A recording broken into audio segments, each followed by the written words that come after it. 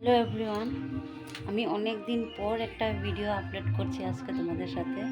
বহুত দিন হয়েছে কিছু রান্নাবাড়ার ভিডিও দেইনি। তো আমার বেশি জানোই সদাবাড়া সবসময় মাছ খেতে হয়। তো আজকে আমাদের মেনু তোমাদেরকে দেখাচ্ছি, চলো। এদিকে করেছি যে মাছের তেল, আর এদিকে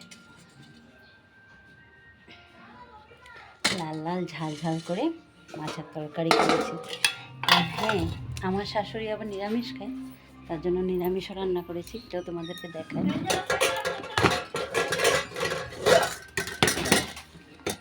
এই যে আমার শাশুড়ির জন্য পাঁপড় আলু তরকারি করেছি, আর তিতা করলা আলু সিদ্ধ দিয়েছি। এটাই আজকে আমাদের মেনু।